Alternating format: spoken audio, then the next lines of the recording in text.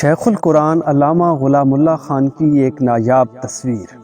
مولانا غلام اللہ خان شیخ العلماء حضرت مولانا حسین علی اور خاتم المحدثین حضرت علامہ سید محمد انور شاہ کشمیری کے مایہ ناز شاگردوں میں سے تھے، جنہوں نے تمام عمر توحید کے پرچار میں صرف کر دی۔ انتہائی جری، بے باک اور معاملہ فہم رہنما تھے۔ قومی تحریکات میں بڑھ چڑھ کر حصہ لیتے تھے۔ مجلس احرار اسلام کے پلیٹ فارم پر تحریک آزادی میں حصہ لیا۔ تحریک ختم نبوت کے دونوں ادوار میں سرگرم کردار ادا کیا۔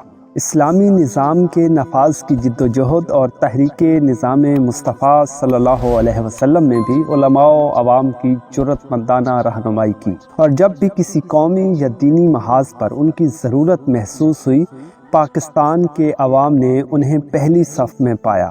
شرک و بدعت کا رد اور عقیدہ توحید کا اپنے مخصوص انداز میں پرچار ان کی زندگی کا مشن رہا، اور اس مشن پر آخر دم تک پورے استقلال اور وقار کے ساتھ کاربند رہے۔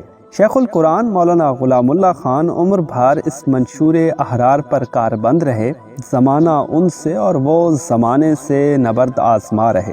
کسی قسم کا لالچ، دھمکی یا سازش ان کے پائے استقلال میں لغزش پیدا نہ کر سکی۔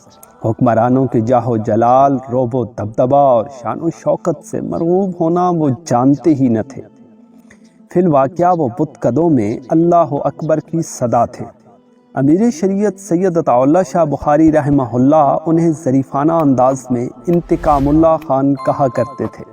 ایوب خان کے دور حکومت میں دینی حلقوں کو سب سے بڑا نقصان امیر شریعت سید عطا اللہ شاہ بخاری اور مولانا احمد علی لاہوری کی یکے بعد دیگرے وفات سے ہوا، اور مدنی ذہن کے علماء اور عوام نے تمام تر امیدیں شیخ القرآن سے وابستہ کر لی تھی۔ شیخ القرآن بھی اس صورتحال کو پوری طرح سمجھتے تھے کہ اب ان کو شرک و بدعت کے ابلیسی نظام کے محاسبہ کے ساتھ ساتھ قادیانی نبوت کا محاسبہ بھی کرنا تھا، اور وہ اس میدان اور حکومت کی براہ راست مخالفت میں بہت آگے جا چکے تھے۔ ملک محمد اشرف 1966 سے 1970 تک راولپنڈی کے ڈپٹی کمشنر رہے۔ وہ عقیدتاً قادیانی تھے۔ شیخ القرآن کو ایک تقریر پر شوکاز نوٹس بھیجا۔ شیخ القرآن کی طرف سے جو جواب دیا گیا وہ اعلاء کلمت الحق اور دعوت و عزیمت کا شاہکار ہے۔ انہوں نے لکھا، میں نے بحیثیت مسلمان ایک حلف وفاداری اٹھا رکھا ہے، یعنی لا الہ الا اللہ محمد الرسول اللہ۔ اس میں مجھے سچے دل سے یقین کرنے کا حکم ہے کہ اللہ تعالیٰ کے ساتھ اور اس کی ذات و صفات میں کسی کو شریک نہ کروں، اور اللہ کے سچے اور آخری رسول کی نبوت و رسالت پر بھی یقین کروں۔ اسی طرح صحابہ کرام کو حضور صلی اللہ علیہ وسلم، انبیاء کرام اور ملائکہ مقربین کے بعد ساری مخلوق سے اعلیٰ و افضل سمجھتے ہوئے انہیں معیار حق سمجھتا ہوں، جن کی امانت و دیانت پر قرآن و حدیث شاہد ہے، جن کے مقابلے میں تاریخی روایات کی کوئی حیثیت نہیں۔ صحابہ اکرام رضوان اللہ تعالی علیہم اجمعین کی شان میں اگر مسلمانوں کا کوئی فرقہ یا جماعت گستاخی کرے، ان کو گالیاں دے یا ان کی تنقید کرے، اس کو مسلمانوں اور اسلام کے لیے مارے آستین سمجھتا ہوں۔ جہاں تک مرزا غلام احمد قادیانی اور اس کے ماننے والوں کو کافر اور دجال کہنے کا تعلق ہے، میں نے اپنی تقریر میں اپنی طرف سے کچھ نہیں کہا، بلکہ قرآن و حدیث اور اجماع امت کی روشنی میں عقیدہ ختم نبوت کی وضاحت کی، اور یہ بھی بیان کیا کہ مرزا غلام احمد ادعائے نبوت سے پہلے مدعی نبوت کو کافر اور دائرہ اسلام سے خارج سمجھتا تھا۔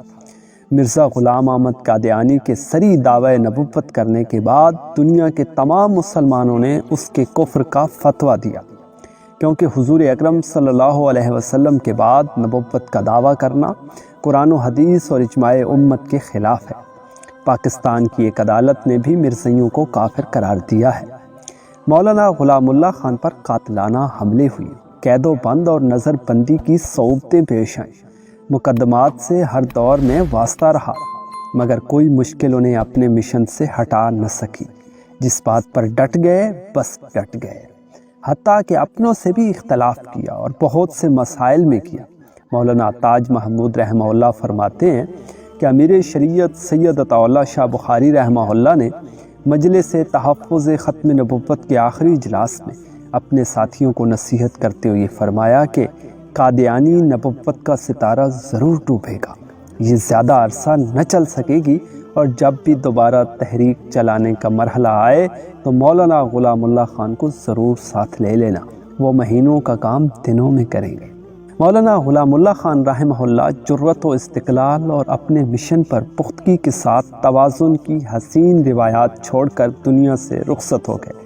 اللہ رب العزت آپ کی قبر مبارک پر کروڑ رحمتیں نازل فرمائے، آمین ثم آمین یا رب العالمین۔